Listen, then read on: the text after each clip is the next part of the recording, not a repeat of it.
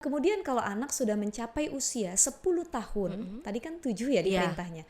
Nah 10 tahun maka anak bisa dipukul kalau mereka nggak mau sholat. sholat. Oh.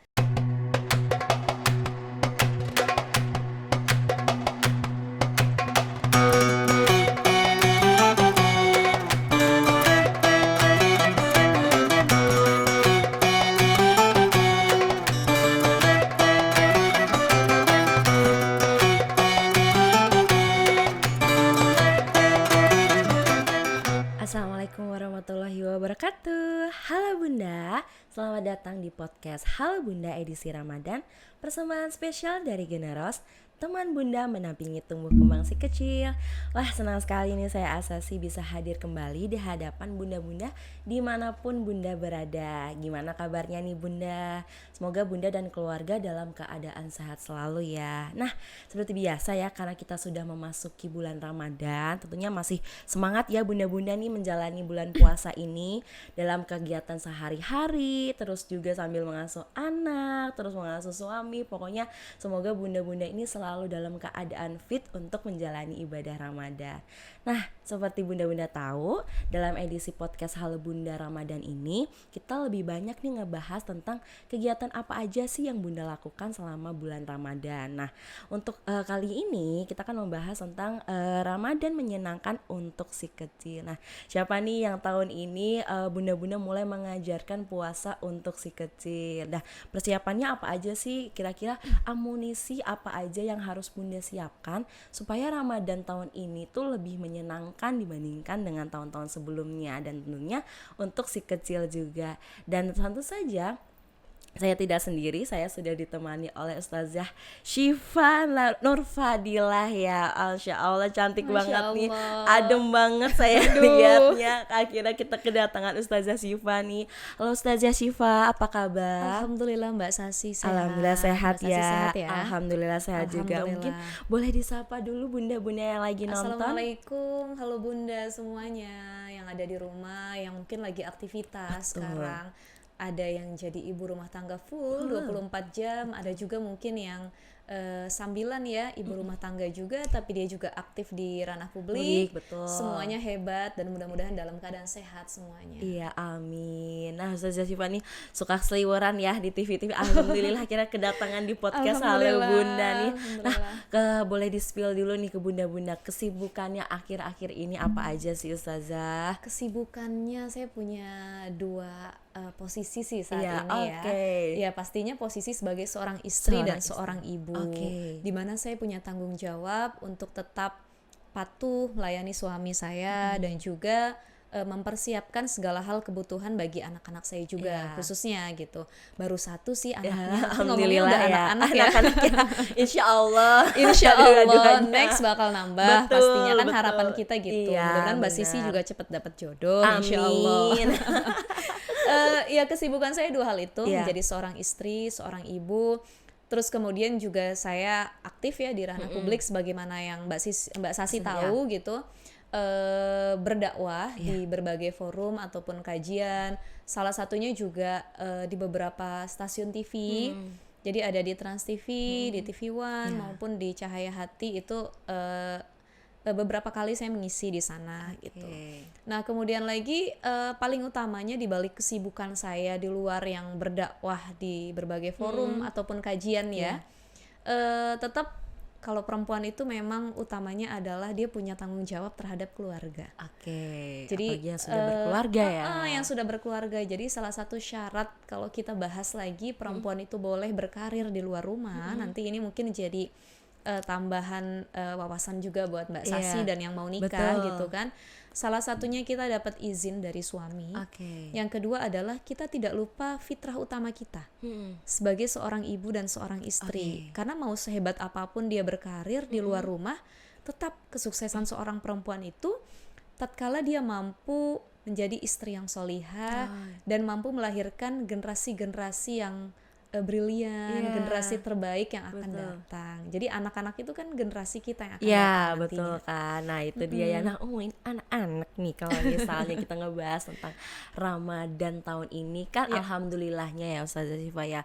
Mungkin sebelum tahun-tahun sebelumnya itu kan kita dibatasin ya kegiatannya, ada PPKM, terus juga ada lockdown dan segalanya. Nah gimana sih kalau Ramadan tahun ini kan sudah bisa kembali normal lagi ya. Gimana kalau misalnya supaya keluarga Halo Bunda nih tetap semangat dalam meningkatkan ibadah di Ramadan tahun ini. Ya, Ramadan beberapa tahun yang lalu itu Iya. tuh jadi ujian berat buat Ya kita semua. betul. Di samping banyak orang yang kehilangan keluarganya, Keluarga, nah itu. mereka juga kehilangan momentum Kebersamaan, kebersamaan, ya, betul. berbuka dan lain Mm-mm, sebagainya. iya, Itu kan benar. ditiadakan semua Betul, ya. saya Mau merasa sahur, sendiri, iya benar. mau sahur, Benar. berbuka, yang paling fatalnya lagi adalah berkunjung mudik, Nah, berkumpul iya, bersama betul. keluarga itu sendiri. Jadi dengan adanya kesempatan yang alhamdulillah kita bisa balik ke masa-masa di mana yang kita rindukan, Ya. sebagaimana sebelum adanya Ya. COVID. Sudah mulai ada buka bersama lagi, Ya, kumpul keluarga betul. lagi. Mungkin yang patut dan memang perlu untuk dipersiapkan pertama adalah terkait dengan fisik dan Ya. ruhani kita, Oke. jasmani ruhani. Jadi bagaimana kita bisa totalitas nih melaksanakan puasa di bulan Ya. suci Ramadan, bukan hanya fisik kita tapi juga hati kita. Oke. Jangan sampai hati kita tuh nggak faroha, nggak gembira dengan datangnya bulan suci Oke, Ramadan betul. gitu. Karena Ramadan sendiri itu berasal dari kata romido, Mbak Sasi. Iya. Romido itu artinya panas. Maksudnya apa nih? Apa bulan Ramadan tuh bakal panas, nggak pernah cuacanya. hujan gitu cuacanya gitu ya? Biasanya kan gitu. Jadi kayak, aduh, gue lebih berat lagi nih Oke. puasa melaksanakan ibadah gitu. Jadi kalau para ulama memaknainya itu romido, panasnya itu maknanya bahwa panas yang bisa menghanguskan, menghilangkan dan membersihkan. Jadi ibarat api itu bisa melalap apapun yang ada di sekitarnya, Betul. menghapuskan. Nah di sini Ramadan itu bermakna bulan suci Ramadan dengan adanya puasa dan ibadah lainnya itu bisa menghanguskan dan menghapuskan dosa-dosa yang pernah kita lakukan. Oke, maknanya seperti itu Maknanya ya. seperti Oke. itu. Jadi persiapan fisik, rohani kita, ilmu ya. Ya. Para bunda di sini mungkin bunda ini kan pionir nih dalam keluarga. Iya, betul jadi kan. tiang banget Tiang kan. banget, benar. Jadi kalau bundanya kesiangan, satu keluarga kesiangan sahur semua. Itu saya mengalami sih kalau itu kan. Mengalami ya. Kalau mama Kayaknya- saya belum bangun nih, udah mau subuh. Dan yang paling parahnya lagi udah azan kan. Iya. Bangun gitu. Gimana? Akhirnya Iya, tidak karena- sahur. Nah, karena kan benteng keluarga itu seorang Betul, ibu gitu. betul. Pasti ibunya yang membangunkan ayahnya, anak-anak dan Iya. keluarga lainnya. Iya, betul. Jadi yang harus kita persiapkan ilmu, kemudian kesiapan kita. Mungkin kalau para bunda itu karena perlu mempersiapkan sahur dan berbuka. Iya. Jadi bagusnya kita searching, kita Iya. kayak lebih nambah wawasan. Kira-kira 30 hari full itu saya mau persiapkan menu-menu apa nih? Yang Pasti sekiranya sih, enak betul. disantap oleh suami, ya. anak-anak kita. Betul. Gitu. Jadi memang persiapannya nih lumayan ya Bunda ya. Karena Iya. benar sih Bunda itu seorang tiang untuk di rumah. Karena saya juga gitu kan. Kalau Iya. misalnya mama saya nggak bangun, udah deh Udah deh, semuanya. kena semua ya, Kena Mbak ya. semuanya. Nah, kalau misalnya itu kan dari bundanya nih Iya. Ustazah. Nih gimana kalau misalnya untuk si kecil nih atau anak-anak yang ada di rumah, mungkin gimana sih membangun semangat Ramadan buat si kecil? Membangun semangat Ramadan buat si kecil itu memang butuh effort yang luar biasa, Oke. Mbak Sasi Iya, ya. betul. Dan ini harus dimulai memang dari orang tuanya sendiri. Oke. Jadi bagaimana yang harus kita lakukan adalah pertama orang tua itu harus jadi contoh utama, Ya. teladan utama. Rasul itu nggak bakal sukses dakwahnya kalau nggak langsung Rasul contohkan kebaikan-kebaikan. Oke. Maka dalam berpuasa, dalam menjalankan ibadah Ramadan, agar anak kita juga semangat nih menjalankan ibadah tersebut, itu harus didahulukan dari contoh orang tuanya terlebih dahulu. Orang tuanya ngajak sahur berbuka, walaupun si anak itu sebenarnya nggak puasa, tapi Iya. benar-benar udah dilatih gitu Mbak, Oke. dari sejak dini. Nah bangun sahur yuk, Iya. sengantuk apapun dia udah tahu, oh sahur tuh kayak gini ya Oke. gitu. Makannya ini ya, berdoanya seperti ini ya, dia akan ngikut dong. Oke. Akhirnya kan melihat betul, orang betul. tuanya. Ketika berbuka puasa, walaupun sebelumnya dia udah makan es krim, es berapa iya, jajanan berjalan yang udah dulu dicemilin kan. gitu ya. Tapi kalau dia ikut ritual berbukanya, bagaimana doanya, di situ nanti makin menumbuhkan rasa semangat untuk kayak mencari tahu apa sih makna Ramadan itu. Dan ayah bunda, aku mau puasa juga ya. Puasa itu apa sih? Mulai tuh kayak apa ya? Hal-hal kritis yang ada di kepalanya tuh mulai keluar. Mulai dikeluarkan. Akhirnya dia mulai bertanya, mulai pengen cari tahu dan mulai pengen ikutan. Itu yang pertama. Dan yang kedua adalah kita harus selain tadi mencontohkan dari kedua orang tuanya, orang tua juga kayak harus memberi reward gitu. Reward ataupun something yang kira-kira anak itu jadi semangat buat ikut puasa. Kayak kita dong, Mbak Sasi pasti ingat dong masa kecilnya. Masih merasakan kalau misalnya ini nanti ada reward ya, nanti kalau misalnya bisa buka puasanya zuhur misalnya. Kalau sampai zuhur dikasih uang sekian apa, gitu kan. Biasanya lebih ke uang ya. Nanti dikasihnya ketika Idul Fitri. Kalau 30 hari full, satu hari 10.000, 300.000 gitu kan. Lumayan. Boleh nggak sih kayak gitu? Boleh. Itu sebagai kayak penyemangat dan stimulasi dulu gitu kan. Kayak gini ya nak, nanti hadiahnya bukan cuma dari Allah pahala, tapi bunda sama ayah juga nyiapin something loh gitu buat adik. Jadi emang tidak masalah ya. Tidak masalah. Jadi, nah kalau misalnya sebenarnya dari misalnya Islam itu menganjurkan usia berapa sih Mbak mulai diwajarkan untuk berpuasa?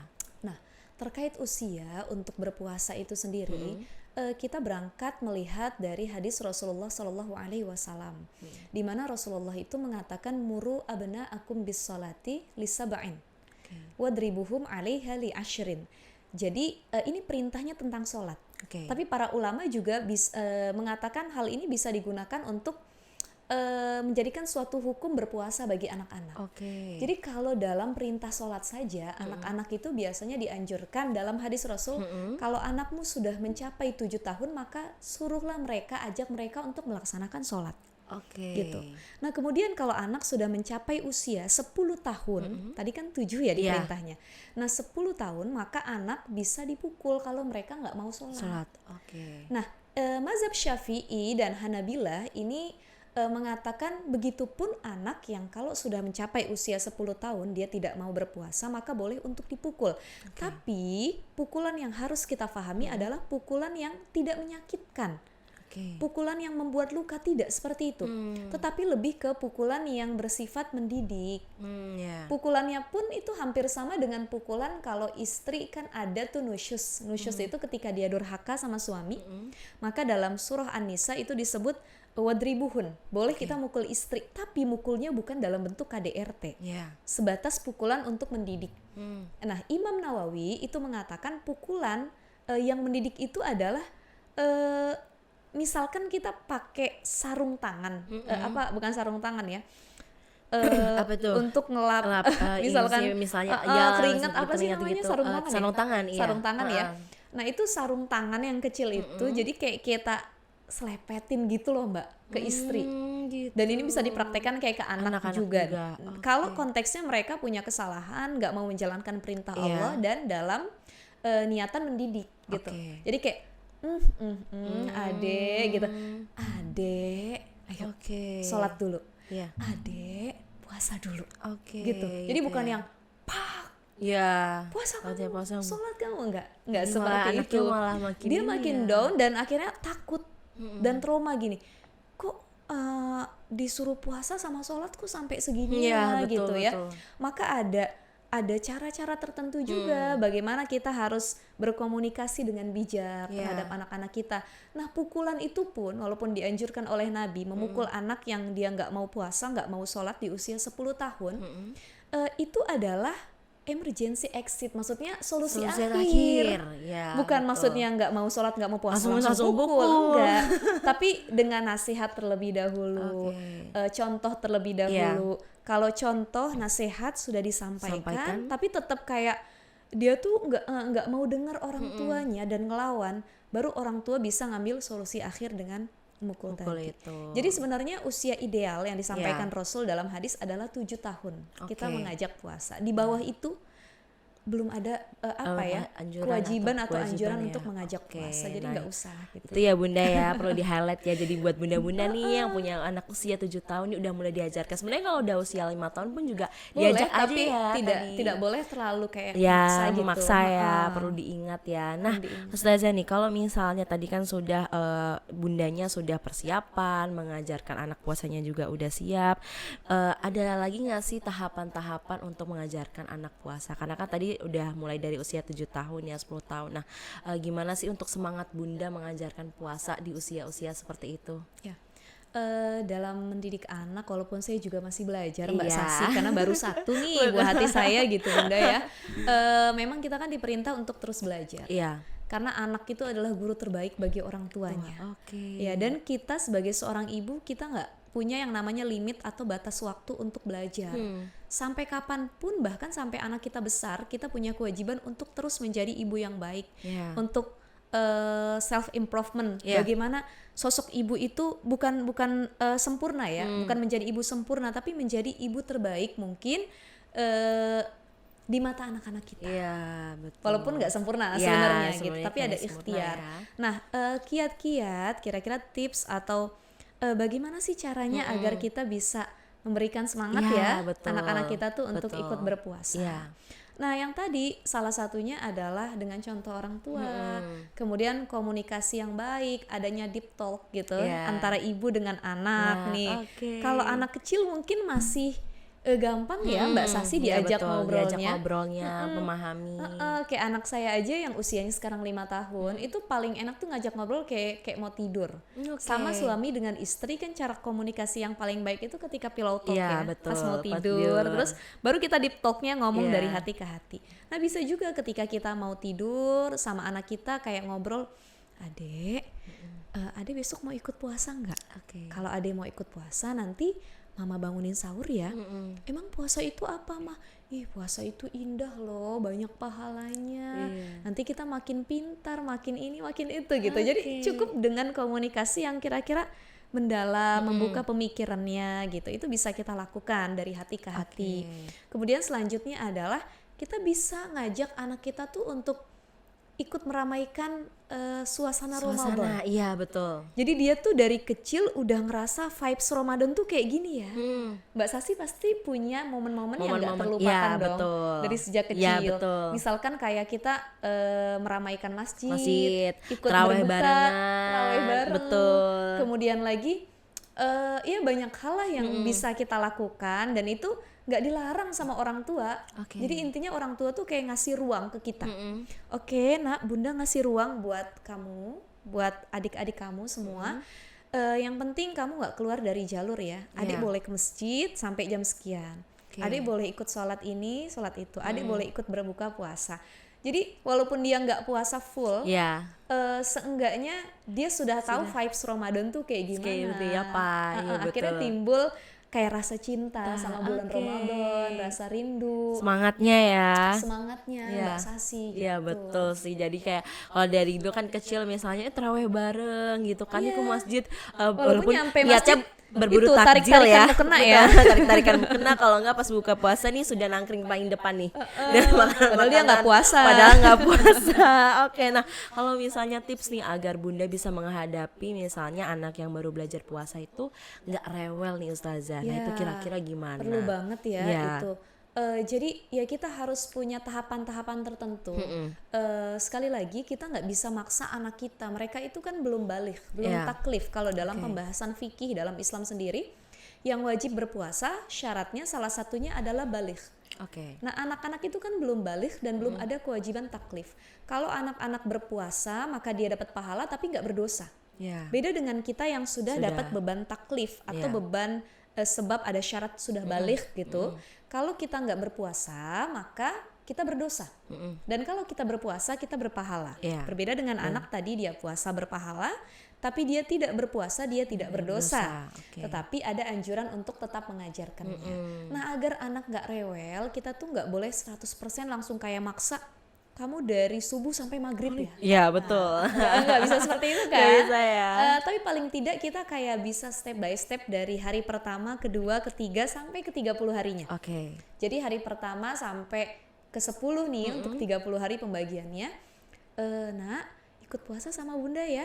Oke, sampai kapan dia mampu, ya kita kasih kebebasan aja. Gitu, misalkan dia ikut sahur, kemudian baru jam 8-9 pagi, bunda aku lapar, pengen minum susu, pengen jajan gitu. Oke nak, jangan kita tunggu zuhur ya, tunggu asar ya, kayak maksa gitu. Itu kan bertahap ya. Di fase yang pertama, di 10 hari pertama Ramadan, oke, adek lapar, adek pengen buka jam segini, benar, adek nggak sayang sama puasa adek, nggak inget nih hadiah bunda apa, enggak aku tetap mau buka, nggak tahan, ya udah nggak apa-apa, buka, gitu.